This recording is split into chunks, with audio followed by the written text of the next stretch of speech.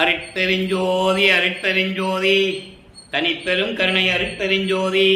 எல்லா உயிர்களும் இன்புற்று வாழ்க, வள்ளல் மலரடி வாழ்க வாழ்க, கொல்லா விரதம் குவள எல்லாம் ஓங்குக, நல்லோர் நினைத்த நலம் பெறுக, நன்றி நினைத்த எல்லோரும் வாழ்க இசைந்து. உலக மக்களே, அறிவார்ந்த அன்பர்களே, ஆண்மநேய ஒருமைப்பாடுடைய அன்பர்களே, அருட்பெருஞ்சோதி ஆண்டவருடைய திருவிளையாடலை பார்த்து கொண்டிருக்கிறோம். அருட்பெருஞ்சோதி ஆண்டவர் இந்த பிரபஞ்சம் தோன்றிய காலத்திலிருந்தே எத்தனையோ திருவிளையாடல்கள் நடத்தியிருந்தாலும் கூட கலியுகத்தினுடைய கடைசி திருவிளையாடல் 1823ஆம் ஆண்டு தொடங்கி 30/1/1874 இரவு 12 மணி வரையிலும் அருட்பெருஞ்சோதி ஆண்டவருடைய திருவிளையாடல் நடந்து கொண்டிருக்கிறது. காரணம், இந்த பிரபஞ்சம் தோன்றிய காலத்திலிருந்தே ஏற்பட்ட யுகங்கள் 4 யுகங்களிலுமே கிரேத யுகம், திரேத யுகம், துவார யுகம், கலியுகம், இந்த 4 யுகங்களிலுமே தோன்றி யுகங்களுக்கென்று ஆயுள் காலம் உண்டு. ஒவ்வொரு யுகம் தோன்றும் போது அந்த ஆயுள் காலம் முடிந்தவுடனே அந்த யுகம் முடிந்துவிடும். இப்படி அதுக்காக ஆயுள் காலெல்லாம் தொடர்ந்து கொண்டிருக்கும் பொழுது இந்த 4 யுகங்களிலுமே சமயங்களும் மதங்களும் மார்க்கங்களும் உருவாகி என்றால் அதை உருவாக்கியவர்கள் சைவ சமய தலைவர்கள், வைஷ்ணவ சமய தலைவர்கள், கௌபாரம், சௌரம், காணாபத்தியம், சாகதம் என்ற பல சமயங்கள் உண்டு. அதே போல மார்க்கங்களும் உண்டு. கலங்க மார்க்கம், திராவக மார்க்கம், நவநீத மார்க்கம், பஸ்ப மார்க்கம் என்று 4 யுகங்களிலுமே ஒவ்வொரு மார்க்கங்கள் இருந்தன. அதன் பிறகு தசா மார்க்கம், சத்புத்திர மார்க்கம், சக மார்க்கம், சமய மார்க்கம் என்ற பல மார்க்கங்கள் உருவாக்கின. இதை உருவாக்கியவர்கள் அவர்கள் கருத்துக்கு ஏற்றபடி அந்தந்த சமய தலைவர்களை உருவாக்கி உருவங்களையும் உருவாக்கி அதற்கேற்றபடி ஆலயங்களை அமைத்து வழிபாட்டு முறைகளையும் அமைத்து மக்களை வழிபட செய்து விட்டார்கள். இது காலங்காலமாக நடந்து கொண்டிருக்கிறது. இதெல்லாம் முடிந்த உடனே, இந்த யுகங்களெல்லாம் முடிந்த உடனே ஒளி யுகம் பிறந்து விட்டது. இப்போ நம்ம ஒளி யுகத்தில் இருந்துகிட்டு இருக்கோம். சதுரயுகம் சொல்லுவார் வளர்ப்பமானவர்கள். இந்த யுகத்திலே இருக்கின்ற மக்களுக்கு இந்த சமயங்களும் மதங்களும் மார்க்கங்களும் முடிவடைந்த காலகட்டங்களில் உலக மக்களுக்கென்ற ஒரு ஆன்மீக பாதை வேண்டும். எல்லாரும் சமரசமாக வாழ வேண்டும். எல்லாரும் ஏற்றுக்கொள்ளும்படியாக ஒரு மார்க்கம் தேவை.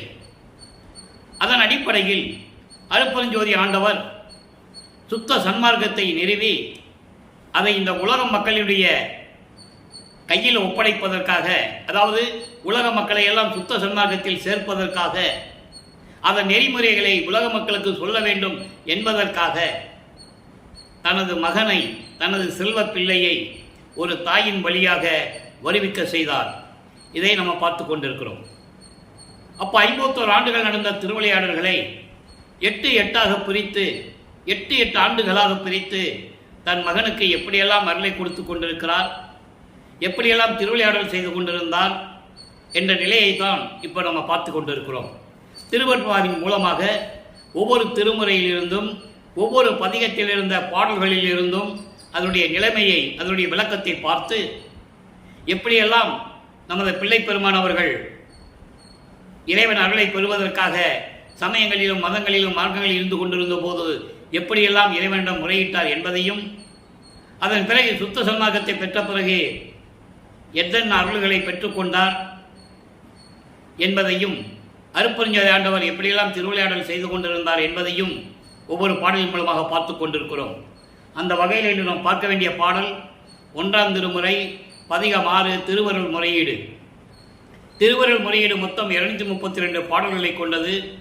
இதுவரையில் 178 பாடல்களுடைய விளக்கத்தை பார்த்து விட்டோம்.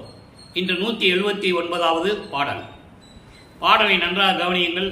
பாடலுடைய விளக்கம் தெரியாவிட்டாலும் கூட இறைவன் கொடுத்த விளக்கம் மிகவும் எளிமையாக இருக்கும். பாடலை சொல்லிதான் இறைவனுடைய திருவிளையாடலை சொல்ல வேண்டும்.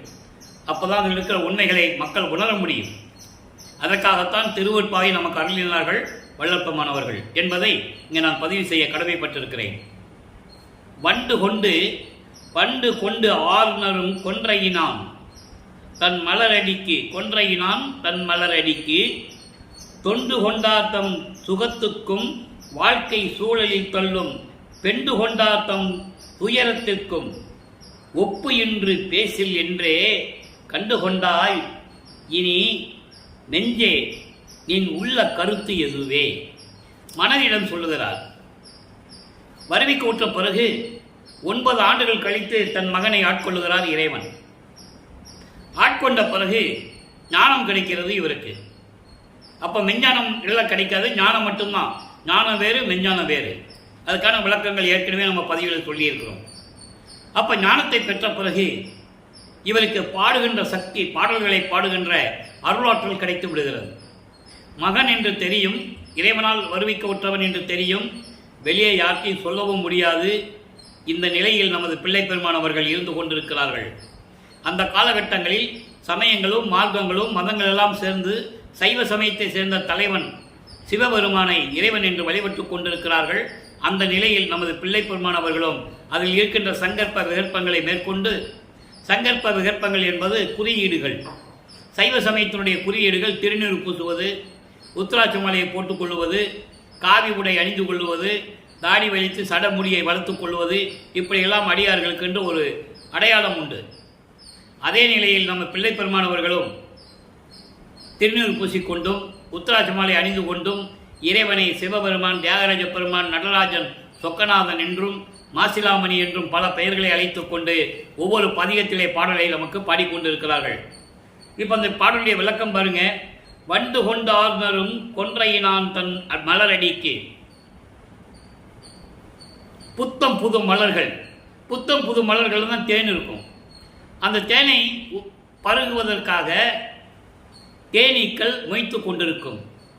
அப்படிப்பட்ட மலர்களை சூடிய இறைவன் அவருடைய மலரடிக்கு, அவருடைய திருவடிக்கு தொண்டு செய்தவர்கள் என்ற சுகத்துக்கும், அதே போன்று வாழ்க்கை சூழலிலே தள்ளும் பெண்டு கொண்டார்த்தம் துயருக்கும், பெண்களின் காம வலையில் சிக்கி துன்பப்பட்டு கொண்டிருக்கின்றவர்களுக்கும் ஒப்பிட்டு பேசினால் என்ன பொருள் கிடைக்கும்? ஒன்று, தொண்டர்கள் இறைவனுடைய சிவனடியார்களை பற்றி பேசணும்.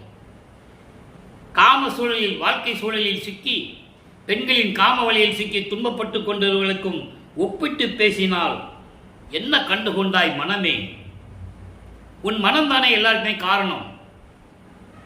அந்த நிலையில் இருக்கும்போது இப்போது உன்னுடைய உள்ள கருத்து என்ன என்று மனதிடம் சொல்லுவது போல இந்த பாடலை நமக்கு அருளியிருக்கிறார்கள். ஏன்னா மனதை ஒருநிலைப்படுத்த வேண்டும். அப்ப என்ன சொல்றாருன்னா, இறைவனை வணங்க வேண்டும், காம வலையில் சிக்கி துன்பப்படக்கூடாது. இந்த நிலையை வலியுறுத்தி இறைவனிடம் முறையீடு செய்கிறார். என்னுடைய மனநிலையை நீ சீர் செய்ய வேண்டும்.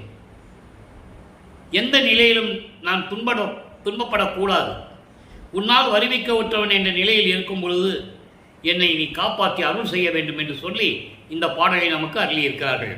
இப்போ வல்லற்பமானவர்கள் வருவிக்க உற்று 1ஆம் ஆண்டிலிருந்து 8 ஆண்டுகள் வரையிலும் எந்த விதமான இறைவனுடைய அருள் கிடைக்கவில்லை. ஏனால் பூலோகத்தில் வருவிக்க உற்றதனால் இந்த 8 ஆண்டுகள் வரையிலும் எந்த விதமான நிலையிலும் இல்லாமல் நமது பிள்ளை பெருமானவர்கள் மனம் ஒரு நிலை இல்லாமல் ஒரு தனிமையான ஒரு நிலையை நாடுகிறார். அப்போ தான் ஒரு கந்தக்கோட்டத்தில் போய் உட்கார்ந்தது. அந்த காலத்தில் சென்னையிலே ஒரு அமைதியான இடம் இருக்குது. என்னென்னா, மக்கள் நெரிசல் இல்லாமல், எந்த விதமான தொந்தரவும் இல்லாமல், அதாவது அமைதியோடு இருக்கணும்னா அங்கே தான் போய் எல்லாரும் உட்கார்ந்துருப்பாங்க. அதே போல நமது பிள்ளை பெருமானவர்களும் இந்த நிலையில் இருந்து கொண்டிருக்கிறார்கள். இதற்கு முன்னால் ஒரு தாயின் கருவறையில் இருக்கும்போது எப்படி இருந்தேன் என்பதையும், அங்கே இறைவன் எப்படியெல்லாம் திருவிளையாடல் செய்தார் என்பதையும் பார்த்தோம். அதன் பிறகு தில்லையிலே திரைதூக்க தரிசித்த போது அந்த சிறு வயதிலே எப்படி சிவரகசியத்தை காட்டினார் என்பதையும் பார்த்தோம். இதெல்லாம் சுத்த சன்மார்க்கத்தை பெற்ற பிறகு கூறுவார். அதற்கு பிறகு வருவிக்க உற்ற பிறகு, இந்த பூலோகத்தை மண்ணை தொட்ட பிறகு, ஒரு தாயின் வயிற்றிலிருந்து வந்து இந்த மண்ணை தொட்ட பிறகு அவருக்கு மறைப்பு நிலை ஏற்படுகிறது. அவருக்கு என்னன்னே தெரியாது. அதன் பிறகுதான் 2வது எட்டில் 9வது ஆண்டிலிருந்து 16 ஆண்டுகளுக்குள் என்ன நடந்தது என்பதை தான் இப்போ நம்ம பார்த்துக்கிட்டு இருக்கோம். 9வது ஆண்டு தொடக்கத்தில் இறைவன் வந்து ஆட்கொள்ளுகிறார். அதை திருவருட்பாவிலே தெளிவாக நமக்கு அருளியிருக்கிறார்கள். 6வது ஆண்டோடு 3வது ஆண்டிலே ஆட்கொண்ட அருள்கடலே என்று கூறுவார். 6ஓடு 3வது ஆண்டிலே என்னை ஆட்கொண்ட அருள் கருணை கடலை என்று கூறுவார். ஆக இறைவன் தன்னை ஆட்கொண்டது 9வது ஆண்டில் என்பதை உலக மக்களுக்கு தெரிவிக்கிறார். இப்போ இந்த 16 ஆண்டுகளுக்குள் என்ன நடந்தது என்பதை பார்த்துக் கொண்டிருக்கிறோம். இப்போ வல்லற்பமானவர்கள் 2வது எட்டில் இருக்கிறார். 13வது ஆண்டில் இவருக்கு ஞானம் கிடைத்த பிறகு வருவிக்க உற்ற 13வது ஆண்டில் வல்லற்பமானுக்கு வயதில்லை என்பதை நான் ஏற்கனவே விளக்கம் கொடுத்திருக்கிறேன். ஒவ்வொரு யுகத்திலேயும் இருந்தவர், அவருக்கு வயதில்லை. அப்போ அந்த வருவிக்க உற்ற 13வது ஆண்டிலிருந்து திருவொற்றியூர் செல்லுகிறார். மனம் அங்கே போக சொல்லுகிறது, உள்ளம் தூண்டி விடுகிறது. உள்ளம் தூண்டி விடுகிறது என்று சொல்வதை விட அருப்பெருஞ்சோதி ஆண்டவர் தன் மகனுடைய உள்ளத்தை தூண்டி விடுகிறார். இவனை திருவொற்றியூர் கூட்டு போ அப்படி. ஏனால் சமயங்களிலும் மார்க்கங்களிலும் மதங்களிலும் சொல்லப்பட்ட நெறிகளை பின்பற்றி கொண்டிருக்க வேண்டும். இதை உலக மக்கள் பார்க்க வேண்டும்.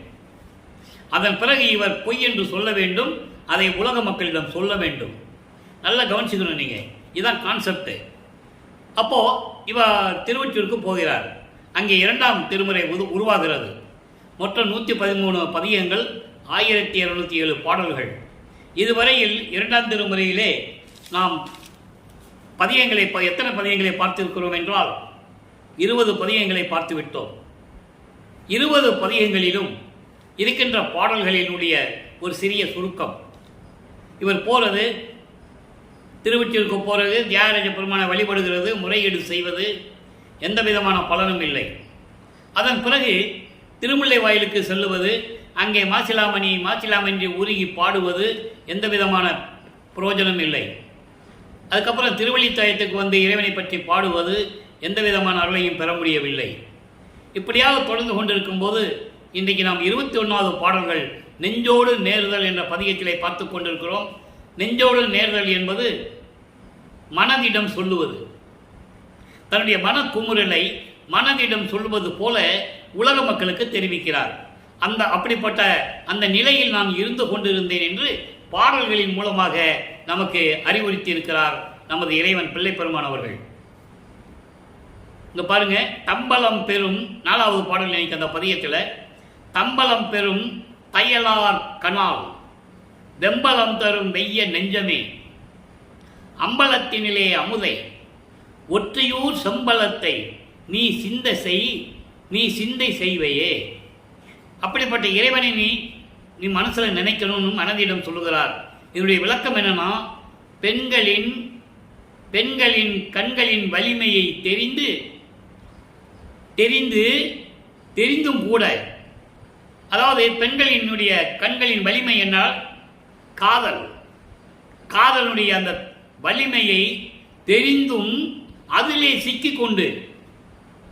அதிலேயும் சிக்கிக்கொண்டு துன்பப்படும் கொடிய மனமே. எல்லாமே மனதானே காரணம்.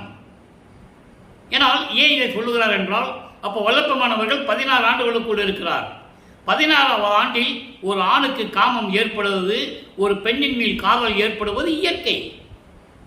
இவர் உலகிலேயே இருந்து கொண்டிருப்பதனால் இதனுடைய நிலையை உலக மக்களுக்கு தெரிவிக்கிறார். நான் அந்த நிலையில் இருந்து கொண்டிருக்கிறேன், என் மனம் அந்த நிலையில் இருந்து கொண்டிருக்கிறது என்று புரிஞ்சுக்கணும் நீங்க. அப்போ அந்த காம வலையில் சிக்கிக்கொண்டு துன்பப்படும் கொடிய மனமே, அம்பலத்தில் இருக்கும் இறைவனை, திருவொற்றியூரில் உள்ள அருள் செல்வத்தை, அம்பலத்தில் இறைவன் இருக்கிறான், அவன் தான் இப்ப திருவொற்றியூரில் இருக்கிறான். அப்படிப்பட்ட அருள் செல்வத்தை நீ மனதில் வைத்துக்கொண்டு இறைவனை வணங்குவாயாக என்று சொல்லுகிறார். எல்லாமே மனதை பற்றி சொல்லுகிறார். ஏற்கனவே திருவள்ளுவர் மொழியடி இதுக்கு முன்னால் பார்த்த பாடலே அதை சொல்லுகிறார்.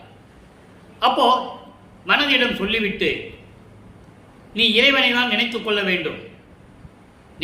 இறைவனை மனதில் வைத்தால் எந்த விதமான துன்பம் வராது என்பது உலக மக்களுக்கு இறைவனை சொல்லிக் கொண்டிருக்கிறார். இப்படியாக நிலைகள் தொடர்ந்து கொண்டிருக்கும் போது 16 ஆண்டுகள் வரையிலும் இறைவனிடம் எந்த விதமான அருளை பெற முடியாமல் நமது பிள்ளை பெருமான்கள் பல இன்னல்களை அனுபவித்துக் கொண்டும் ஏளன பேச்சுகள், கேலி கிண்டல்கள் இவற்றையெல்லாம் தாங்கிக் கொண்டிருக்கிறார். இந்த நிலையில் மாறும்போது 3வது எட்டில் நுழையும் போது 17வது ஆண்டிலிருந்து 24 ஆண்டுகளுக்குள் என்ன நடந்தது என்பதை 3ஆம் திருமுறையிலிருந்து பார்த்து கொண்டிருக்கிறோம். 3ஆம் திருமுறை மொத்தம் 19 பதிகங்களை கொண்டது. இதுவரை 15 பதிகங்களுடைய பாடலுடைய விளக்கங்களை நாம் பார்த்திருக்கிறோம். அதனுடைய ஒரு சிறிய விளக்கத்தினுடைய சுருக்கம்.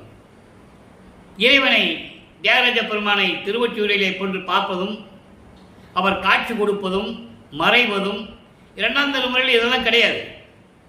இப்போ மூன்றாம் திருமுறை நிலைகள் மாறும்போது காட்சி கொடுப்பது, இவர் போய் நின்று பாட்டு படிக்கிறது, வேண்டுறது, அப்போ காட்சி கொடுக்கிறது, மறைந்துகிறது. இப்படி நிலை தொடர்ந்து கொண்டிருக்கிறது. உடனே இவர் தன்னுடைய மனக்குமுறலை, மனத்தில் இருக்கின்ற ஆதங்கத்தை ஒரு நாரையிடம் சொல்லி தூதி அனுப்புகிறார். இறைவனிடம் போய் சொல்லு என்று சொல்லி பலன் இல்லை. போன நாரை திரும்பி வராது. கிளிகளையும் அனுப்புகிறார், தூது அனுப்புகிறார், ஒன்றும் பதிலும் இல்லை. இப்படியாக தொடர்ந்து கொண்டிருக்கும் போது பதிகம் 16 உருவாகிறது.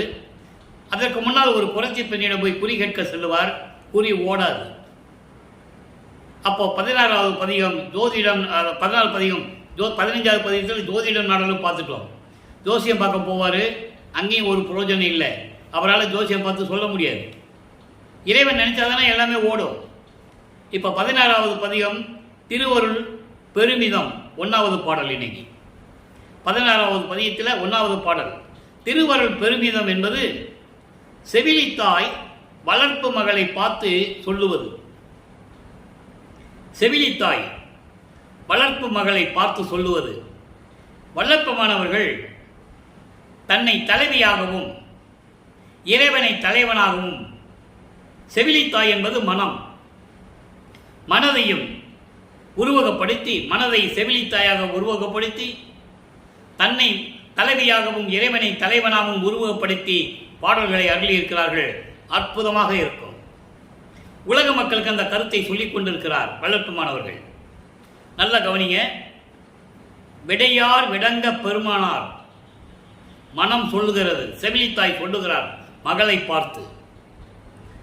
விடையார் விடங்க பெருமானார் வெள்ளம் சடையார் வெண்ணகையால் வெண்ணகையால் அடையார் புறங்கள் எரித்து அளித்தார். அவரே இந்த அகிலமெல்லாம் உடையார் என்று நீ நினைத்தனை, நீ நினைத்து கொண்டிருக்கிறாய். ஆனால் ஊர் ஒற்றிய அவருக்கு என்று உணர்ந்தில்லையோ? எடையா மயில் கொண்டு எது பெறுவாய், ஏழையடி நீ என் மகளே. பாடல் அற்புதமான பாடல். இன்னும் நிறைய பாடல்கள் இருக்கும். ஒரு தாய் மகளிடம் சொல்லுவது போல ஒரு பதியங்கள் எல்லாம் இருக்கின்றன. அவனுக்கு இருக்க இடம் இல்லை. சுடுகாட்டிலே போய் படுத்துக் கொண்டிருக்கிறான். உடுக்க உடை இல்லை. கந்த துணியை கட்டி கொண்டிருக்கிறான். உடம்பெல்லாம் பிணங்களின் எரிந்த சாம்பலை பூசிக்கொண்டிருக்கிறான். அவனை நீ திருமணம் செய்து என்பதால் அவனை நீ ஏற்றுக்கொண்டு என்ன சுகத்தை பெறுவாய் என்றெல்லாம் பாடல்கள் இருக்கின்றன. நம்ம பார்க்க போறோம். இப்போ செவிலித்தாய், அதாவது மனம் அவரிடம் சொல்லுகிறது. அதை உலக மக்களுக்கு தெரிவிக்கிறார். நல்லா கவனிச்சுக்கங்க. விடையார் விடங்க பெருமாள் காளை வாகனம் மீது வந்து கொண்டிருக்கின்ற அழகான இறைவன். வெள்ளம் சடையார், வெள்ளம் என்பது கங்கை, கங்கையை தலையில் சூடிக்கொண்டிருக்கின்ற இறைவன். வெண் புன்னகையால் புன்சிரிப்பு சிரித்து, இளநகை சிரிப்பு சிரித்து பகைவர்களின் முப்புறங்களை அழித்து எரித்து அழித்தவர். முப்புறங்கள் என்பது ஏற்கனவே நேற்று கூட ஒரு பாடலிலே விளக்கம் பார்த்தோம். தாரகாசுரனுடைய பிள்ளைகள் 3 பேர். வித்துன்மாலி, தாரகாசுரனுடைய பிள்ளைகள் 3 பேர்.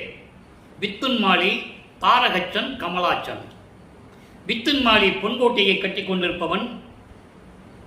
தாராச்சன் இரும்பு, இவன் வெள்ளி. இப்படி 3 கோட்டைகளை கட்டி கொண்டு தேவர்களை துன்புறுத்திக் கொண்டு அங்கே போய் ஒளிஞ்சிக்குவாங்க. அவங்களை யாராலையும் அழிக்க முடியவில்லை. சிவபெருமானிடம் முறையிட சிவபெருமான் வந்து 3 புறங்களையும் அந்த முப்புறங்களையும் அரித்து எரித்தார் என்ற நிலையை இந்த பாடலிலே கூறியிருக்கிறார்கள். அன்பர்களே, திருவருட்பனுடைய சிறப்பு அம்சமே அதான். நீங்கள் புராணங்களிலும் சமயங்களிலும் எத்தனையோ பாடல்கள் இருக்கின்றன. அதே போல சமயப்புறவர்கள் இயற்றிய பாடல்கள் எவ்வளவோ இருக்கின்றன. இறைவனை போற்றி போற்றி என்று பாடியிருப்பார்கள். அங்கே இறைவனுடைய திருவிளையாடலாம் நடந்ததெல்லாம் தெரிவிக்க மாட்டாங்க. திருவருட்பவளி அந்த அம்சம் உண்டு.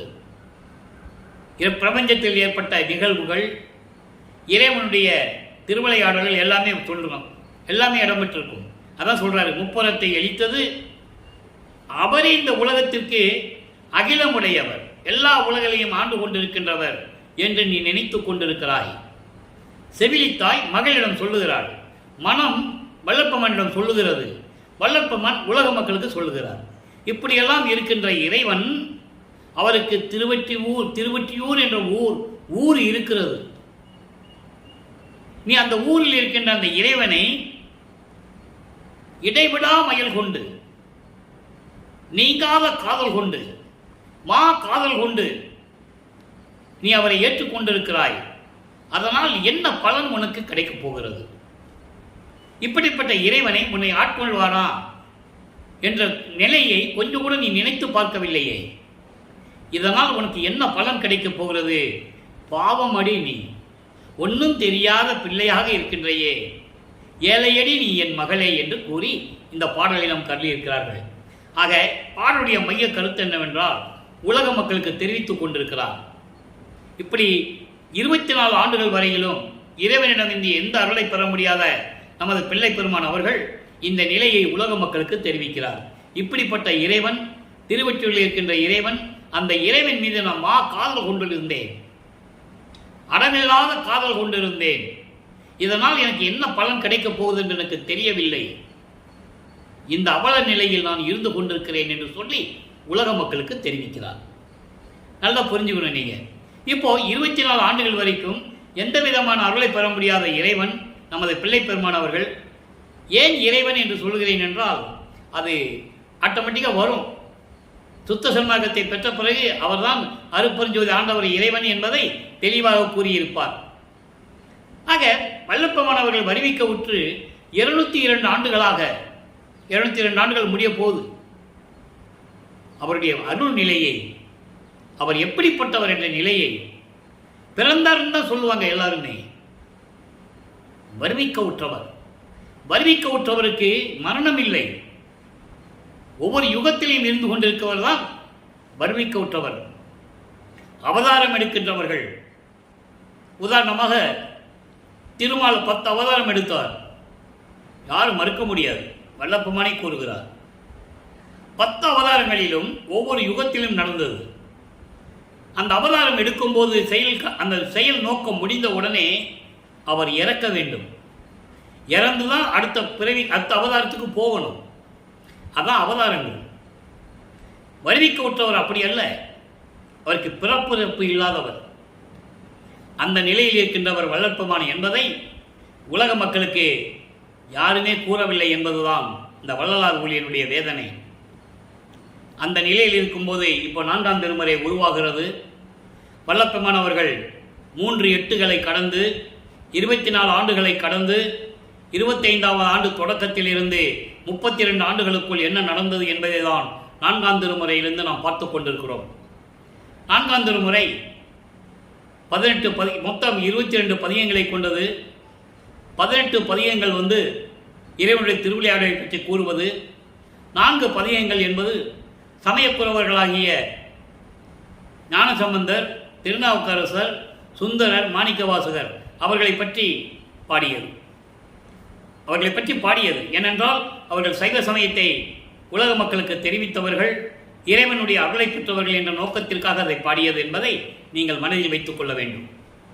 அப்போ 4ஆம் திருமுறையிலே பதிகம் 2 அருட்பிரகாச மாலை 100 பாடல்களை கொண்ட பதிகத்தை இதுவரை நாம் 98 பாடல்களை பார்த்துவிட்டோம்.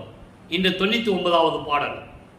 இந்த பாடலை உடைய விளக்கத்தை பார்ப்பதற்கு முன்னால் 27வது ஆண்டில் தனக்கோடி அம்மையாருக்கு திருமாங்கல்யம் பூட்டி அதை சொல்லிதான் ஆக வேண்டும். ஏன்னா இதனுடைய முக்கியத்துவமே 25வது ஆண்டிலிருந்து இந்த 8 ஆண்டுக்குள் நடந்த திருவிளையாடல்களில் மிகவும் முக்கியமானது அது. அந்த திருமணம், ஏன் திருமணம் நடந்தது, எதற்காக தனக்கோடி அம்மையாருக்கு தாலி கட்டினார், அந்த திருமணத்தின் போது பிரம்மன், திருமால், ருத்திரனெல்லாம் வாழ்த்துவதற்காக தேவர்கள் எல்லாம் அமர்ந்து இருந்தார்களே, இந்த நிலைகளெல்லாம் நம்ம பார்த்து விட்டோம். ஏனென்றால் தனக்கோடி அம்மையாருடைய அவதாரம் இந்த மண்ணுலகத்திற்கே வந்ததே அந்த அம்மாவுக்கு விமோசனம் கொடுக்க வேண்டும் என்பதற்காகத்தான். அதனால்தான் இவர் வருவிக்க விட்ட குடும்பத்திலேயே, இவர் வருவிக்க விட்டாரே அந்த சொந்தத்திலேயே அக்கா பெண்ணாக வருகிறார். தனக்கொடி அம்மையாருக்கு இவர் தாய் மாமனாக வருகிறார். அதை ஒரு பாடலிலே கூறுவார். அந்த விளக்கத்தில் பார்த்து விட்டோம். இருந்தாலும் இன்று ஒரு விளக்கம் தர வேண்டும் என்ற கடமையில் இருக்கிறேன். ஒரு மாது பெற்ற மகன் பொருட்டாக முமந்து முன்னம் ஒரு மாமனாகி வழக்குரைத்தாய். என் வழக்கு உரைத்ததற்கு இரு நிலத்து போல் வேடம் கட்டி இருத்திகளோ திருமால் வணங்கும் பதத்துவா யான் முன் சிறுவன் என்றே என்று கூறுவார். இதெல்லாம் அங்கு ஏற்பட்ட ஒப்பந்தங்கள். மக்களிடம் இதை எடுத்து சொல்லவில்லை, பொதுப்படையாக பேசினார்கள். இவருக்கு திருமணம் பண்ணணும்னு சொன்னாங்க, இவர் வேண்டான்னு சொன்னார். இருந்தாலும் அக்கா மகளை கட்டி தான் ஆகணும்னு வற்புறுத்தினாங்க, அதனால் கட்டிக்கிட்டாரு. இது உலகியலில் சொன்ன விளக்கம். அது அப்படி அல்ல. அந்த நிலையில் அந்த அம்மையாருக்கு மோட்ச வீட்டை காட்டி அந்த அம்மையாரை கூறுகிறார். உலகிலே அந்த செய்திகள்லாம் நீங்கள் கேள்விப்பட்டிருப்பீங்க. இவர் வெள்ளாடை அணிந்து வீட்டை விட்டு வெளியே கிளம்பும் போது அவரை தடுக்காதீர்கள், அவர் நிலையை நான் உணர்ந்து கொண்டேன் என்று சொல்லுகிறார். யாரு? தனக்கொடி அம்மையார். காரணம், தாலி கட்டணும்னே இவருக்கு அந்த பூர்வ ஜென்மத்துடைய நினைவு வருகிறது. அதன் பிறகு அதை வெளியே யாருக்கும் சொல்லக்கூடாது, அது இறைவனுடைய கட்டளை. அந்த அம்மா இருக்கின்ற வரைக்கும் இந்த பூலோகத்தில் இருந்துட்டு போகணும், அவ்வளோதான். இந்த நிலை தான் தொடர்ந்து கொண்டிருக்கிறது. அப்போ இவர் அந்த நிலையை முடித்துவிட்டு இனிமேல் திருவொற்றியூரோ திருமுல்லைவாயிலோ திருவல்லித்தாயத்துக்கோ போகக்கூடாது என்ற உறுதியோடு இருக்கதானே செய்யும். கோபம் வந்துடுச்சு அவருக்கு. இனிமேல் எங்கேயும் போகக்கூடாதுன்னு சொல்லி சென்னையிலே இருந்த வீட்டிலே கதவை சாத்தி கொண்டு தாழ்பால் போட்டார். நான் இனிமேல் இந்த கதவை திறக்க போவதில்லை, அவன் திறக்கட்டும், அப்போ திறக்கட்டும் சொல்லி பூட்டிட்டார். இறைவன் மகனுடைய கோபத்தை பார்க்கிறார். கோபத்தை தணிக்க வேண்டும், அதே நேரத்தில் மகனுக்கு அருளை கொடுக்க வேண்டும். ஆண்டுகள் நெருங்கிவிட்டது. 32 ஆண்டுகள் முடிவடைய போகிறது. மீதம் இருக்கிற 19 ஆண்டுகள் தான் இருக்கு. அப்போ இவருக்கு சுத்த சன்மார்க்கத்தை கொடுக்கணும், சமயங்களிலும் மதங்களிலும் மார்க்கங்களிலிருந்து வெளியே வரணும், திருநூறு பூசுவதை நிப்பாட்டணும், உத்திராட்சி மலை போடுறதை நிப்பாட்டணும். இந்த வேலைகள்லாம் நிறைய இருக்கு. அப்போ இறைவன் வருகிறார். இறைவன் வருகையை எப்படி வருகிறார், எப்படிப்பட்ட திருவடிகள், கால் வலிக்க மண்ணிலே நடந்து வந்து தெருக்கதவை திறந்து ஒரு காலை உள்ள வச்சு ஒரு காலை வெளியே வச்சு மகனை அழைத்து எப்படியெல்லாம் அருள் கொடையை கொடுத்தார். ஏன் ஒரு கால் வெளியே இருந்தது? உள்ளே வந்துச்சுன்னா இவன் பூட்டிடுவான், திரும்பி நம்ம போக முடியாது, அவன் அன்புக்கு கட்டுப்பட்டாகணும்னு நினச்சி அப்படி நடப்பார். அவர் அருளை எப்படி கொடுக்கிறார், எப்படி வருகிறார் என்பதை பார்க்க போகிறோம். இதை பார்த்த பிறகு எப்படி சுத்த சிவஞான வெளிக்கு சென்று அங்கே சத்தியஞான சபையிலே எப்படி சுத்த சன்மார்க்கத்தை பெற்றார் என்பதையும், பொற்சபையும் சிற்சபையும் கூடிய சத்தியஞான சபையிலே சிங்காசனத்திலே அமர்ந்து தன் மகனுக்கு எப்படியெல்லாம் மணிமுடி சூட்டினார் என்பதையும் நாம் பார்த்து கொண்டிருக்கிறோம், இன்றும் பார்க்க போகிறோம். இந்த 19 ஆண்டுகளிலே 9 ஆண்டுகள் கருங்குழியிலே இருந்தார், அங்கே உறைவிடமாக கொண்டிருந்தார். அந்த நிலையை நம்ம பார்த்து விட்டோம். அது வரைக்கும் அவர் 5வது எட்டில் இருந்து கொண்டிருக்கிறார். இப்போ வல்லப்பமானவர்கள் இந்த நிலைகளெல்லாம் முடித்த பிறகு 33வது ஆண்டிலிருந்து 40 ஆண்டுகளுக்குள் என்ன நடந்தது என்பதை தான் கருங்குழியிலே இருந்த 9 ஆண்டுகளிலே என்ன நடந்தது என்பதை நாம் பார்த்து விட்டோம். இப்போ வல்லப்பமானவர்கள் 6வது எட்டில் இருந்து கொண்டிருக்கிறார். 6 8 48. 41வது ஆண்டிலிருந்து 48 ஆண்டுகளுக்குள் என்ன நடந்தது, இறைவனுடைய அருள் எப்படியெல்லாம் திருவிளையாடல் நடந்தது என்பதை தான் இப்போ நம்ம பார்த்துக்கிட்டு இருக்கோம். அப்போ கருங்குழியிலிருந்து விடுபடுகிறார். அங்கே இருக்கின்ற வெங்கட ரெட்டியார் அவர்களையும் அவருடைய துணைவியார் முத்தாளி அம்மையையும் அழைத்து, அன்பர்களே, உங்கள் வீட்டில் நான் 9 ஆண்டுகள் இருந்து விட்டேன், அது இறைவனுடைய கட்டளை, எனக்கு எல்லா வகையிலும் துணையாக இருந்தீர்கள், அந்த நன்றியை நான் என்றும் மறக்க மாட்டேன். ஏனால் இவர் இறைவன் அப்போதான் வேறு எல்லா சக்தியையும் பெற்றுக்கொண்டார். ஒரு மனிதர்கள் போய் நன்றி சொல்லணும் அவசியம் இல்லை, ஆனால் சொல்லி ஆகணும். உலகியலில் இருப்பதனால் இவர் சொல்லி ஆகணும், யாருக்கும் சந்தேகம் வரக்கூடாது. அந்த நிலையில் அவர்களிடம் விடைபெற்றுக் கொண்டு ஒரே நாளில் பார்வதிபுரத்திலே, வடலூரிலே பார்வதிபுரத்திலே மக்கள் கொடுத்த அந்த நிலத்திலே ஒரே நாளிலே தர்மசாலையை அமைத்து பசியோடு வந்த ஜீவர்களுக்கு பசியாற்றி விட்டார்கள். அதன் பிறகு என்ன நடக்கிறது என்பதை இப்போ நம்ம பார்க்க போகிறோம். இப்போ வல்லப்பம்மன் அவர்கள் 48 ஆண்டுகளுக்குள் இருக்கிறார். வருவிக்க விட்டு 48 ஆண்டுகளுக்கு இருக்கிறார். இன்னும் ஒரு 3 வருஷம் இருக்குது, அதுதான் மேட்டுக்குப்போம், அது அப்புறம் பார்ப்போம். இப்போ இங்கு இருக்கும்போது பாடல்கள் உருவாகிறது. 6ஆம் திருமுறையிலே அருமையான தலைப்புகள் எல்லாம் பாடல் உருவாகிறது. இங்கே தலைவி வருந்தல் என்ற பதிகத்திலிருந்து பார்க்க போகிறோம். 78வது பதிகம் தலைவி வருந்தல், 4வது பாடல். நல்லா கவனிக்கணும். ஏன் அப்படின்னா தர்மசாலையினுடைய முக்கியத்துவம், சிறப்பு அம்சம் என்னவென்றால், பசியோடு வருகின்ற ஜீவர்களுக்கு பசியாற்ற வேண்டும். பசியின் கொடுமையை உலக மக்களுக்கு தெரியப்படுத்த வேண்டும். பசி என்றால் என்ன, பிணி என்றால் என்ன, தாகம், இச்சை. இச்சை என்பது ஒரு மனிதனுடைய விருப்பங்கள், எளிமை, பயம், கொலை, உயிர்களை கொலை செய்வதை நிறுத்த வேண்டும். தர்மசாலையிலே தான் ஜீவகாருண்ய ஒழுக்கம் என்ற நிலை உருவாகிறது. இன்னும் ஜீவகாருண்ய ஒழுக்கத்தை பற்றி நம்ம பேசலை பதியங்கள்ல, அது தனியாக பேசணும். இந்த தர்மசாலையினுடைய நிலை 48 ஆண்டுகள் முடியும் போது அப்போ ஜீவகாருண்ய ஒழுக்கத்தை பற்றி பேசிவிட்டு தான் நாம் மேட்டுக்குப்பத்திலே சித்திவளாகத்தை பற்றி பேச முடியும். ஆக பசியாற்றுதல், ஜீவர்களுக்கு பசியாற்றுதல் நிலையை இன்று வல்லப்பமானவர்கள் அங்கே தர்மசாலையில் இருந்து கொண்டு பசியை நிறைவேற்றிக் கொண்டிருக்கிறார்கள். அப்போ ஜீவகாருண்ய ஒழுக்கம் அங்கேதான் உருவாகிறது. அந்த ஜீவகாருண்ய ஒழுக்கம் என்ன என்பதை நம்ம போக போக இந்த முடிவிலே நம்ம பார்க்க போகிறோம். இப்போ இந்த பாடலில் என்ன சொல்கிறார் என்றால், தலைவி வருந்துகிறாள். அதாவது தன்னை தலைவியாகவும் இறைவனை தலைவனாகவும். அந்த நிலையை ஏன் சொல்கிறாருன்னா, அப்போ இவரை யாருமே நம்பலை. நல்லா கவனிக்கணும் நீங்கள், அதை தான் இந்த பாட்டில் சொல்கிறார். நான் இறைவனிடம் இருந்து விட்டேன், இறைவன் இப்படியெல்லாம் எனக்கு அகலை கொடுத்தார் என்று சொன்னேன், யாரும் கேட்கவில்லை. என் மனம் கூட என்னை ஏற்றுக்கொள்ளவில்லை. அதே நேரத்தில் என்னை வளர்த்த சிவகாமி அம்மையாலும் அந்த நிலையில் இருந்து கொண்டிருக்கிறாள். மற்ற தேவர்களெல்லாம் என்னை ஒரு மாதிரியாக பார்த்து கொண்டிருக்கிறார்கள். பூலோகத்திலும் என்னை யாரும் நம்பவில்லை என்பதை இந்த பாடலிலே தெளிவாக கூறியிருக்கிறார்கள். அதை தான் இந்த பதியத்தை நான் இந்த விளக்கத்தை உங்களுக்கு சொல்ல கடமைப்பட்டிருக்கிறேன். நல்லா கவனிங்க. எல்லாம் செய்வல்ல துரை என் கணவர் என்றால், இங்கே கணவர்னு ஏன் சொல்றாருன்னா, தன்னை தலைவியாக, தன்னை ஒரு பெண்ணாக உருவகப்படுத்தியதனால் இறைவனை கணவர் என்று சொல்லுகிறார். அதை நீங்க புரிஞ்சுக்கணும். முதல்ல பாடலை படிக்கிறேன், அதுக்கப்புறம் என்னுடைய விளக்கத்தை நான் சொல்லுகிறேன். எல்லாம் செய்வல்ல துரை என் கணவர் என்றால், எனக்கும் ஒன்று நினைக்கும் ஒன்றா என்ற அதனாலோ, இல்லாமை எனக்கு இல்லை, எல்லாருக்கும் தருவேன், இல்லாமை எனக்கு இல்லை, எல்லாருக்கும் தருவேன் என்று சொன்னேன், இதனாலோ எதனாலோ அறியேன். இதற்கு முன்னால் ஒரு சிறிய விளக்கம்.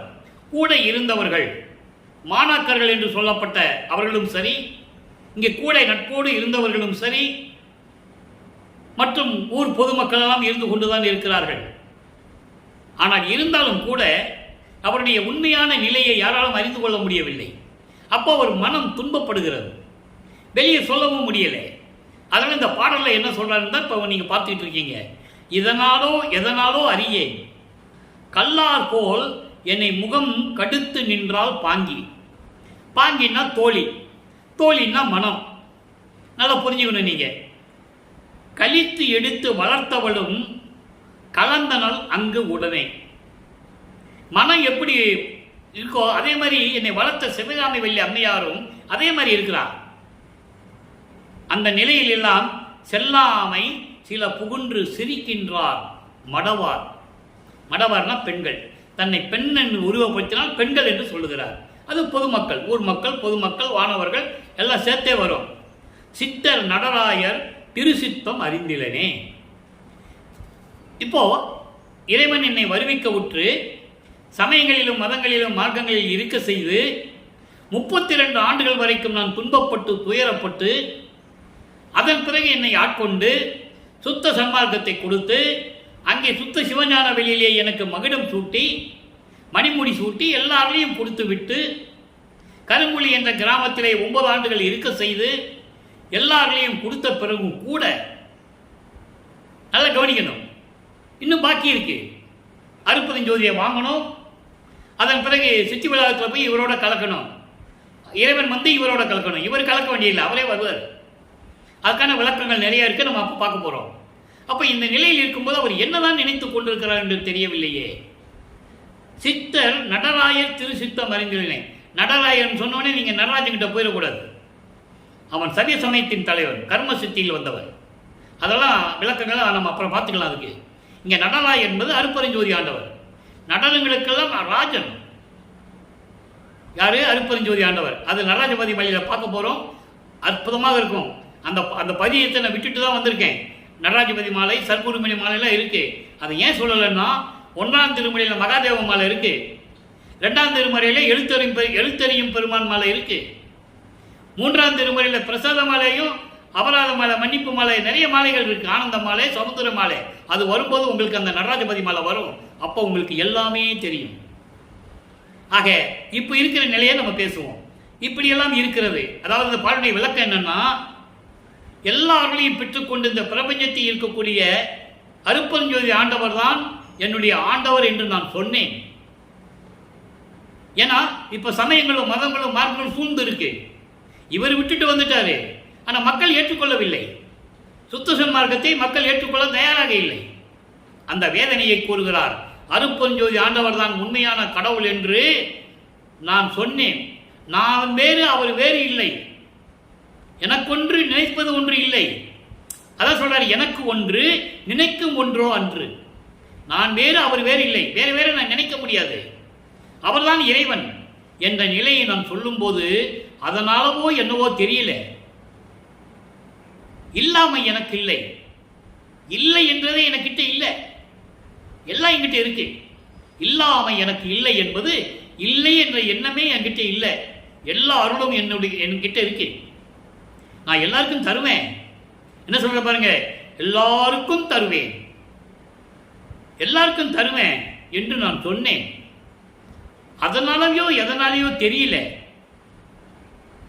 இந்த மனம் இருக்கிறதே, என் தோழி பாங்கி, அவள் இந்த கல்லு எப்படி இருக்கு, இறுகிய குணத்தோடு அந்த மாதிரி முகத்தை வச்சுக்கிட்டு கடுன்னு வச்சுக்கிட்டு இருக்கான்.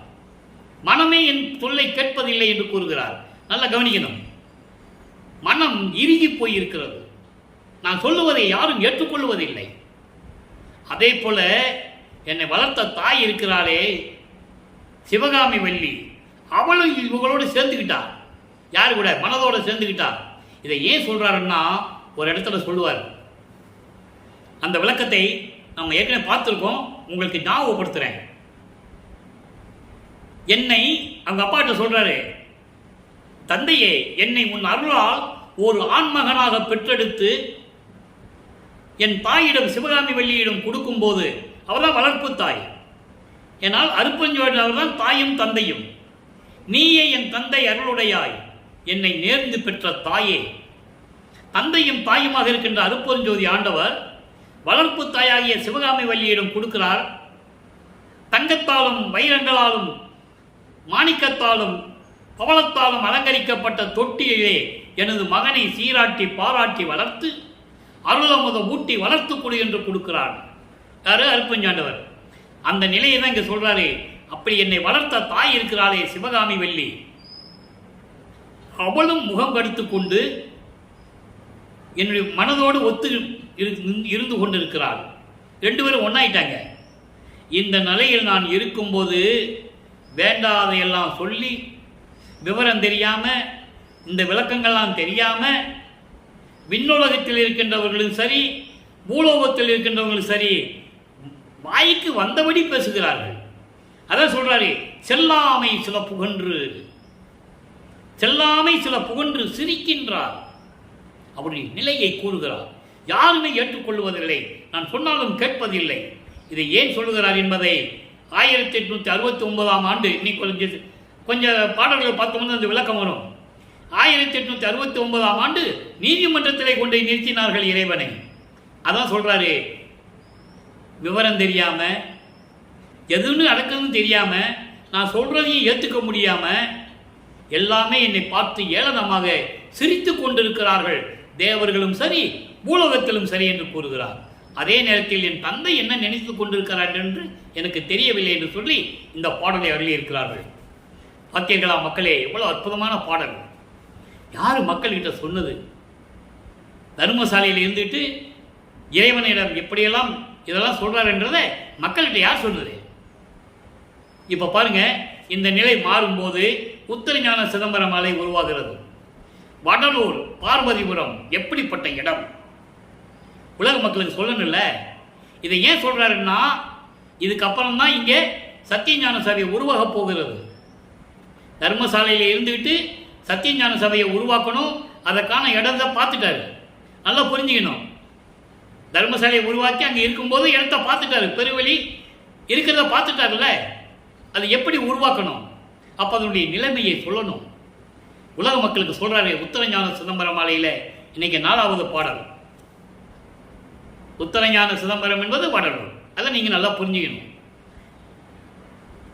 பவமே தவிர்ப்பது, சாகா வரமும் பயப்பது, நல் தவமே புரிந்தாருக்கு இன்பம் தருவது, தான் தனக்கே உவமேயமானது, தான் தனக்கே உவமேயமானது, ஒளி ஓங்குகின்றது, ஒளிரும் சுத்த சிவமே நிறைகின்றது, உத்தரஞான சிதம்பரமே.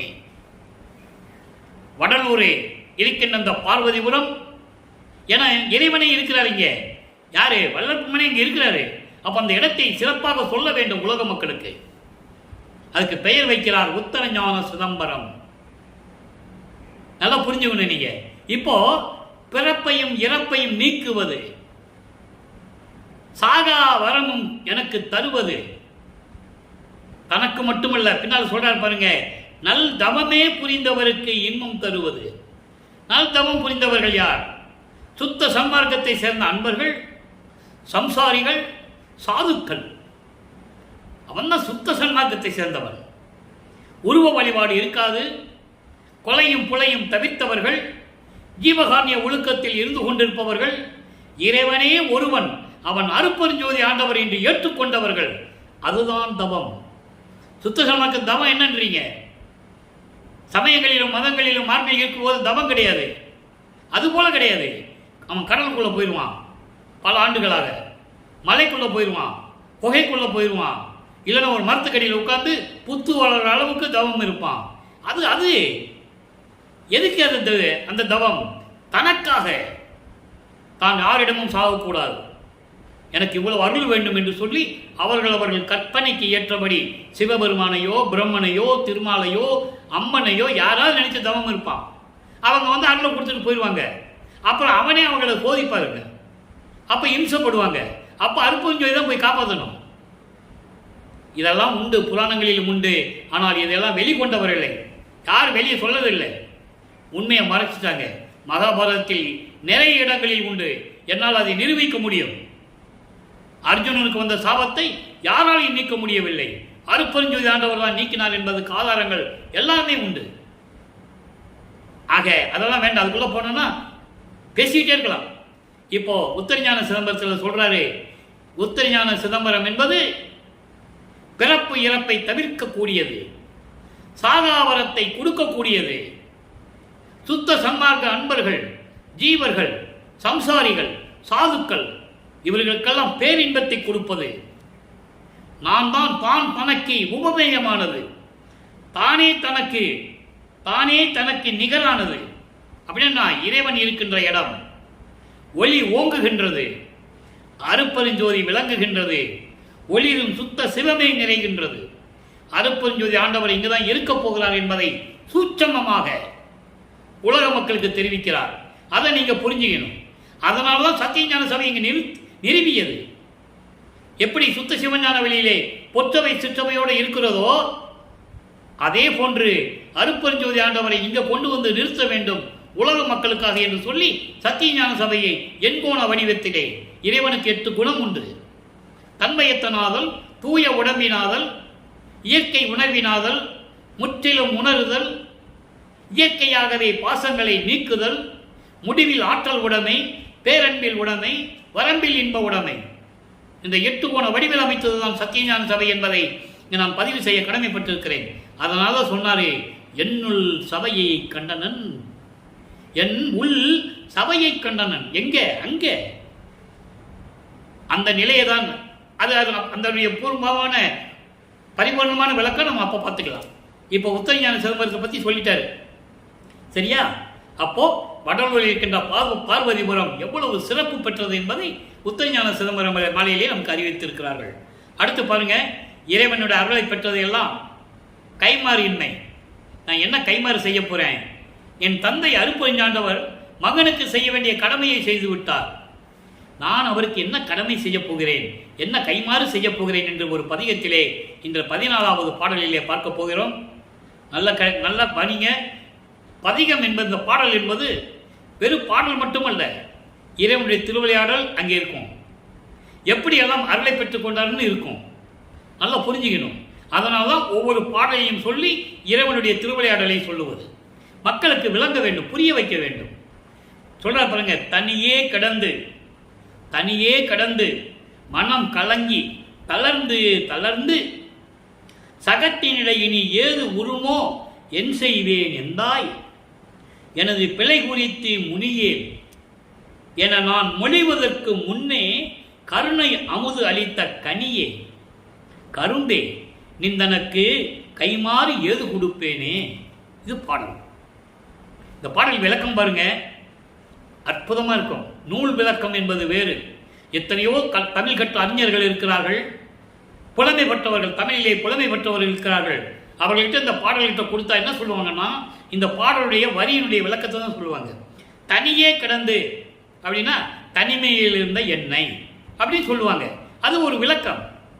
அப்படி அல்ல, சுத்த சன்மார்க்கத்தை இறைவனிடமிருந்து உணர்ந்து கொண்டவனுக்கு தான் இந்த விளக்கத்தை கொடுக்க முடியும் என்பதை நான் பணிமன்போடு இங்கே பதிவு செய்ய கடமைப்பட்டிருக்கிறேன். தனியே கடந்து மனம் கலங்கி தளர்ந்து தளர்ந்து, எதிலிருந்து வருது? ஒரு தாயின் கருவறையிலிருந்து வருது. தனியே கடந்து, தந்தையை பிரிந்த மகன் தனியே வந்து ஒரு தாயின் கருவறையிலே 10 மாதம் இருந்ததை சொல்லுகிறார். அதன் பிறகு ஒரு தாயின் கருவறையிலிருந்து இந்த பூலோகத்துக்கு வருவிக்க விட்ட பிறகு சமயங்களிலும் மதங்களிலும் மார்க்கங்களில் இருந்து கொண்டு தனிமையிலே நான் இருந்த போது அவருடைய யாரும் சேர மாட்டாங்க. அதனால் அந்த நிலையில் இருக்கும்போது 9வது ஆண்டிலே என்னை ஆட்கொண்டு, எப்படி சொல்றாரு பாருங்க, இதெல்லாம் சுத்த சன்மார்க்கத்தின் விளக்கம். தனியே கிடந்தென்ற வார்த்தைக்கு இவ்வளவு விளக்கம் இருக்கிறது. அதன் பிறகு நான் மனம் கலங்கி கலங்கி 32 ஆண்டுகள் வரைக்கும், இதை மெய்யர் வியப்பிலே சொல்லுவார், 12 ஆண்டு தொடங்கி இற்றைய பகல் வரை இந்த படியில் நான் பட்ட துன்பம் பாடு நினைக்கில் மலையும் கரையுமே இரும்பும் உருகுமே சொல்லுவார். அதே நிலையில சொல்றார், இப்படியெல்லாம் பட்ட என்னை இந்த பூலோகத்திலே என்னை வருவிக்க செய்து இப்படியெல்லாம் இருந்த என்னை இனி என்னாகுமோ ஏதாகுமோ என்று நான் பயந்து கொண்டிருந்த பொழுது, என் தந்தையே என்னுடைய பிழைகளெல்லாம் என்னுடைய குற்றங்களையெல்லாம் நினைக்காமல் எனக்கு அருள வேண்டும் என்று நான் சொல்லுவதற்கு முன்னாலேயே, முனியே என நான் மொழிவதற்கு முன்னே, இதெல்லாம் மனசில் வச்சு கோபப்பட்டு என்னை ஒதுக்கிவிடக்கூடாது என்று நான் சொல்லுவதற்கு முன்னாலேயே கருணை அமுது அளித்து, கருணை அமுது சுத்த சன்மார்க்கம், சுத்த சன்மார்க்கத்தில் இருந்தால் தான் கருணை இருக்கும், சுத்த சன்மார்க்கத்தில் இருந்தால் தான் உயிர் மேல் இரக்கம் இருக்கும். கொலையை விட முடியும், மாமிசத்தை விட முடியும், உருவ வழிபாட்டை விட முடியும், திருநூல் பூசுறது உத்தராட்ச மலையை விட முடியும். அதான் கருணை அமுது. சுத்த சன்மார்க்கத்தை அளித்து எனக்கு அளித்த கருணையே கனியே கரும்பே நான் உனக்கு என்ன கைமாறு செய்ய போகிறேன் என்று சொல்லி இந்த பாடலை நமக்கு அருளியிருக்கிறார்கள். ஆக இதெல்லாம் முடிந்த பிறகு பதிகம் 94 அழிவுறா அருள் வடிவ பேரு 10வது பாடல், இன்னைக்கு இறுதியான பாடல். அந்த பதிகத்தில் இறைவனுடைய திருவிளையாடல் எப்படி நடந்தது, அங்கே இதுக்கு முன்னால் பார்த்ததில்ல, கைமாறின் மேலே சொல்லிட்டார். உலகத்தில் அவர், அதாவது இந்த பூலோகத்துக்கு வருவிக்கு விட்டதுலேருந்து சொல்லிட்டார். இப்போ என்னென்ன அருள் எல்லாம் பெற்றார் என்பதை இங்கே பார்க்க போகிறோம். கையில் நெல்லி போல விளங்கும் சிற்றம்பலம் கலந்து அருளக்கூடிய பெருவாழ்வே. உள்ளங்கையில் நெல்லிக்கனியை வச்சுக்கிட்டு ஏண்ட அலையிறேன்னு சொல்லுவாங்கல்ல, உலகியல்ல ஒரு பழமொழி சொல்லுவாங்க, நெல்லிக்கனியை கையில் வச்சுக்கிட்டு ஏண்ட அலையிற அப்படிம்பாங்க. அதுபோல என் உள்ளங்கையில் கிடைத்து விளங்கி கொண்டிருக்கின்ற சிற்றபையிலே திருவிளையாடல் செய்து கொண்டிருக்கின்ற எனது இறைவனே, மெய்யிலே விளைந்து ஓங்கிய போகமே, இயற்கை உண்மை விளக்கத்தின் அடிப்படையில், அதாவது சொல்லுவார், இயற்கை உண்மை விளக்க கடவுள் என்று சொல்லுவார் பேருபதேசம் பண்ணும்போது அருட்பெருஞ்சோதி ஆண்டவரை அதை இங்க சொல்றாரு. மெய்யிலே விளைந்து ஓங்கிய போகமே, இயற்கை உண்மை விளக்கத்தின் அடிப்படையில் விளங்கிக் கொண்டிருக்கின்ற பேரின்பமான இறைவனே, மெய்ப்பெரும் பொருளே, மெய்ப்பொருளும் பொருளே அப்படின்னா அருட்பெருஞ்சோதி, அவர்தான் மெய்ப்பொருள். அப்படிப்பட்ட இறைவனே, அருட்பெருஞ்சோதியே, நான் ஐயமற்று உரைத்திட விண்ணப்பம் ஏற்று அளித்தனை. நான் எந்த விதமான தயக்கமும் இல்லாமல் உன்னிடம் வைத்த விண்ணப்பங்களை எல்லாம் ஏற்று எனக்கு அருளை கொடுத்தாயே. என்ன அருளை கொடுத்தார்? இறைவனுடைய திருவிளையாடல் நடக்குதுங்க. இஞ்ஞான்றே செய்யும் இவ்வுடல் என்றும் என்றும் இங்கு அழிவுறா சிவ வடிவமாறே. சிவ வடிவமாறே என்பது சிவ வடிவம், அருட்பெருஞ்சோதி வடிவம், அருட்பெருஞ்சோதி. நானே இப்படியெல்லாம் இருந்த என்னை எக்காலத்திலும் எந்த சூழ்நிலையிலும் நான் அந்த மண்ணிலே வருவிக்க விட்டதனால் ஏற்பட்ட அந்த மனித உடம்பு இருக்குதே, அதை என்றும் அழியாத உடம்பாக இந்த பூலோகத்திலே அருட்பெருஞ்சோதியாக என்னை ஆக்கிவிட்டாயே என்று கூறுகிறார். நல்லா கவனிக்கணும். இதெல்லாம் உலக மக்களுக்கு சொல்லிக் கொண்டிருக்கிறார். இன்னும் இறைவன் இவரோட கலந்து அருட்பெருஞ்சோதி ஆகலை. ஆனால் இறைவன் கொடுக்க போறதை சூட்சமமாக உலக மக்களுக்கு தெரிவிக்கிறார். இதெல்லாம் நடக்க போகுதுன்னு சொல்றார். அதனால தான் சொன்னாரு, 1873ஆம் ஆண்டில் ஒரு கருத்தை கூறுகிறார் நமது பிள்ளை பெருமான் அவர்கள்.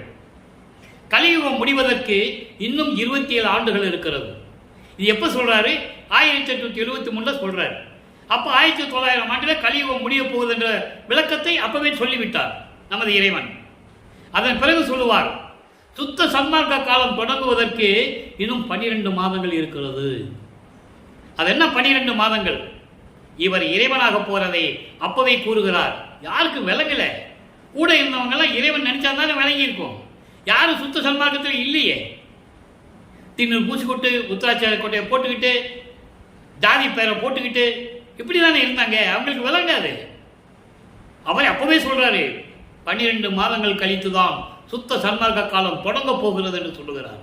அந்த ஒரு வருடத்தை சொல்லுகிறார். அந்த நாள் என்ன நாள்? 30/1/1874 இரவு 12 மணிக்கு. அன்னைக்குதான் சுத்த சன்மார்க்க காலம் தொடங்குது. இவர் அருட்பெருஞ்சோதி ஆகிறார்.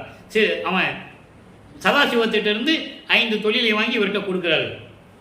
அதெல்லாம் ஒவ்வொரு பாடலை நம்ம பார்த்துட்டு வரோம். இப்போ இந்த பாடலுடைய விளக்கத்தை பார்த்துட்டோம். அடுத்து பாருங்க, பேரருள் வாய்மையை வியத்தல். இறைவன் இருந்த அருளை வாங்கியதை உண்மையை சொல்லுவது 10வது பாடல். வாலி என் ஆண்டவன், வாலி என் கோன் அருள்வாய்மை என்றும், வாலி எம்மான் புகழ், வாலி என் நாதன் மலர்ப்பதங்கள். இறைவனை பற்றி சொல்றாரு. வாலி மெய் சுத்த சன்மார்க்க மார்பு பெருநெறி மாண்பு கொண்டு வாலி வையமும் வானமும் மற்றமும் வாலியவே. இது வழிபாட்டில் வரும் இந்த பாடல்.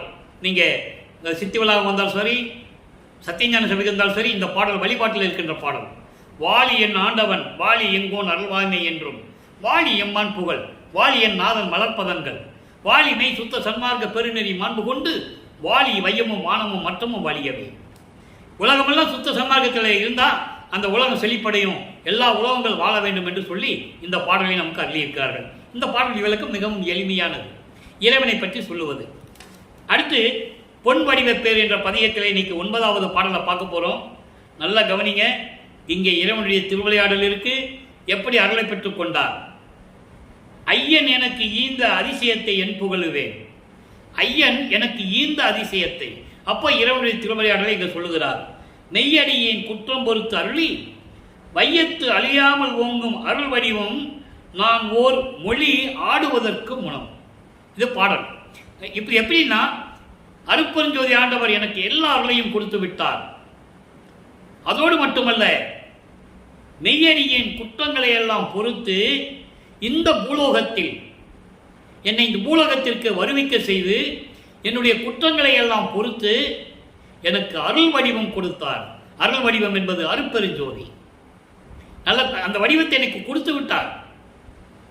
நல்லா புரிஞ்சுக்கணும் நீங்க. இப்போ இதை எப்படி சொல்லுகிறார் என்றால், 6வது எட்டில் சொல்லுகிறார். 6:48. இதை முடிஞ்ச பிறகுதான் இதை நிரூபிக்க வேண்டும் என்பதற்காகத்தான் மேட்டுக்குப்பத்திலே அருட்பெருஞ்சோதி ஆண்டவர் தன் மகனோடு 2 கலந்து அருட்பெருஞ்சோதி ஆகிறார்கள். அதை நீங்கள் புரிஞ்சுக்கணும். அந்த விளக்கத்தை நம்ம பின்னால் சொல்ல போகிறோம். அதனுடைய சுருக்கத்தை இப்போ நீங்கள் தெரிஞ்சுக்கங்க. அருட்பெருஞ்சோதி வடிவத்தை எனக்கு கொடுத்துட்டாருன்னு சொல்லிட்டாரு. ஓகேவா? அடுத்து சொல்கிறாரு, எப்படி கொடுத்தாருன்னா நான் கேட்கறதுக்கு முன்னாலேயே கொடுத்துட்டாருன்னு சொல்கிறாரு. ஓர் மொழி ஆடுவதற்கு முன், நான் ஒரு வார்த்தை சொல்றதுக்கு முன்னாலே எனக்கு கொடுத்துட்டேன்னு சொல்றாரு. அடுத்து பாருங்க, பேரடைவு என்ற ஒரு பதிகம். அதில் இன்னைக்கு 6வது பாடலை பார்க்க போறோம். பேரறிவு, அதாவது பேரடைவு. இதில் தான் சொல்றாரு எப்படி சுத்த சன்மார்க்கத்தை சுத்த சிவஞான வெளியில போய் வாங்கினாரு. சொல்லணும்ல உலக மக்களுக்கு. இங்கெல்லாம் என்ன சொல்லிட்டு இருப்பாங்க, பல்லப்பமான் இல்லைன்னா என்ன சொல்லுவாங்கன்னா, எந்த ஊருக்கு போனாலும் தெரியலப்பா, எங்க சுத்திட்டு இருக்காருன்னு தெரியலப்பா, வர்றதுக்கு 6 மாதம் ஆகுமோ 4 மாதம் ஆகுமோ யாருக்கு தெரியும். இதை தான் சொன்னார்கள். கூட இருந்த மாணாக்கர்களும் சரி, கூட சுற்றி கொண்டு இருந்தவர்களும் சரி, இதையே சொல்லி சொல்லி சொல்லி அவரை ஒரு சாமியாராகவே சொன்னார்கள்.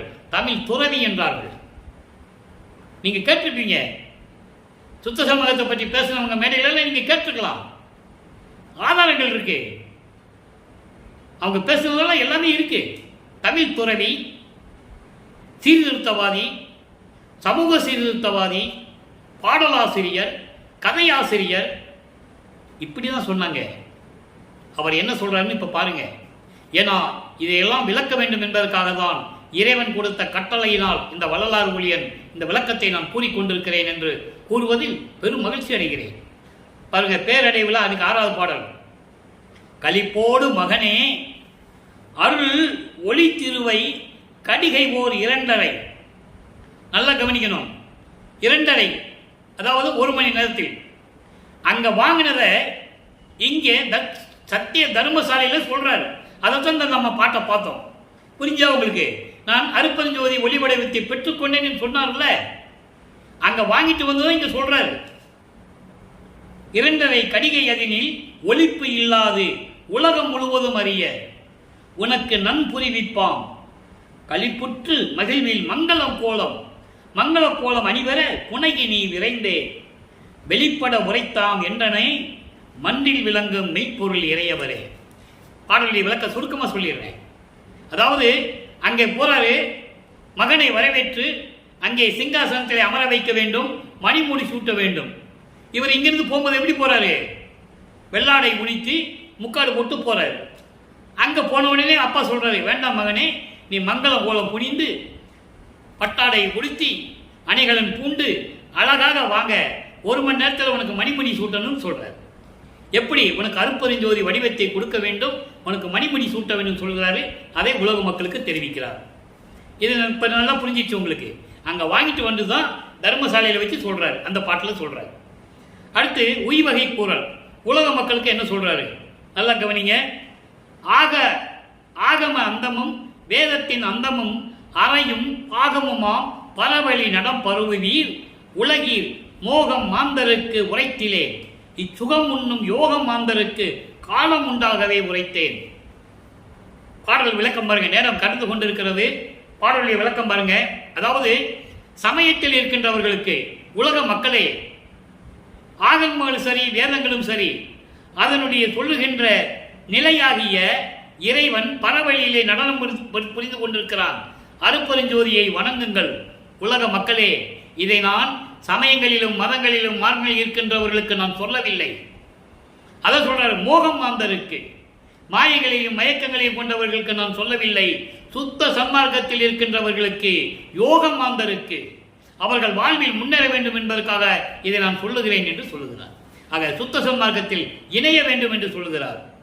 அடுத்து பாருங்க, தனித்திரளங்கள்ல ஒரு பாடல். பண்ணிய பூசை நிறைந்தது, சிற்றம்பலம் நடம் கண்டு எண்ணிய எண்ணம் பலித்தன, மெய்யின்பம் எய்தியது ஓர் தன்னியல் ஆறாமது உண்டனன் கண்டனன் சாமியை நான் நன்னியே புண்ணியம் என் உரைக்கேன் இந்த நானிலத்தே. நானிலம் என்பது ஏற்கனவே சொல்லியிருக்க இந்த பூலோகம். 5 திணைகளை கொண்டது இந்த உலகம். குறிஞ்சி, முல்லை, மருதம், நெய்தல், பாலை. இதை நெய்தலை விட்டணும், ஏன்னா அது கடலும் கடல் சார்ந்த இடம். அதனாலதான் நான் நிலம் சொல்றாரு இந்த பூலோகத்தை. அவர் என்ன சொல்றாருன்னா, இந்த பூலோகத்தில் நான் வருவிக்கு விட்டது சுத்த சன்மார்க்கத்தை பெற்ற பிறகு நான் நினைத்தது எல்லாம் பலித்தது, எல்லாமே எனக்கு கிடைத்து விட்டது. ஆரம்பது சுத்த சன்மார்க்கம் கிடைத்தது, நான் இறைவனை கண்டுகொண்டேன், நான் நன்னிய புண்ணியம், நான் அடைந்த புண்ணியத்தை நான் எப்படி சொல்லுவேன் என்று சொல்லி இந்த பாடலை நாம் கருளியிருக்கிறார்கள். எனவே அன்பர்களே, இப்படியெல்லாம் இறைவனுடைய திருவிளையாடல் நடந்தது என்பதை நீங்கள் புரிந்து கொள்ள வேண்டும். நெய்யருள் வியப்பிலே ஒரு பாடல், நேரம் கடந்தாலும் பரவாயில்லை, ஒரு 2 நிமிடங்கள் அந்த விளக்கத்தை தர காத்திருக்கிறேன். சற்றும் வருத்தம் பாராது என்னை தாங்கும் நேயனே, நான் தான் என்று பிரித்ததற்கரிய தரத்து நேயனே, முற்றும் தனதை எனக்கு கொடுத்து மயங்கும், முற்றும் தன்னை எனக்கு கொடுத்து முயங்கும் நேயனே, முன்னே நான் செய்த தவத்தால் எனக்கு முளைத்த நேயனே. இறைவனை பற்றி சொல்லுகிறார். எல்லாவற்றையும் நான் இறைவனிடம் பெற்றுக்கொண்டேன். நான் தான் என்ற பேதம் இல்லாமல் இறைவன் என்னோடு கலந்து கொண்ட நிலையை உலக மக்களுக்கு தெரிவிக்கிறார். நான் சென்ற யுகங்களில் எப்படியெல்லாம் தவம் செய்திருக்கிறேன் என்று எனக்கே தெரியவில்லை. அதனால் சுத்த சன்மார்க்கத்தை பெற்று எல்லார்களையும் பெற்றுக்கொண்டேன் என்று இறைவன் கூறியிருக்கிறார். இன்றைக்கு பதிவு இதோடு முடிவடைகிறது. எனவே மக்களை, நீங்களும் ஜோதி வழிபாடு செய்து கொலையும் புலையும் தவிர்த்து சுத்த சன்மார்க்கத்தில் இருந்து கொண்டு இறைவனை வணங்கி அருப்பெருஞ்சோதி அருப்பெருஞ்சோதி தனிப்பெருங்கனை அருப்பெருஞ்சோதி என்ற மகாமந்திரத்தை உச்சரித்து இறைவனுடைய அருளையும் பொருளைகளை எல்லாம் பெற்றுக்கொண்டு இந்த வையகத்தில் வாழ்வாங்க வாழ வேண்டும் என்று வாழ்த்தி இந்த வள்ளலார் குழியன் விடைபெறுகிறேன். நன்றி, வணக்கம். அருட்பெருஞ்சோதி அருட்பெருஞ்சோதி தனிப்பெருங்கருணை அருட்பெருஞ்சோதி. மீண்டும் நாளை இறைவனுடைய திருவிளையாடல் தொடரும்.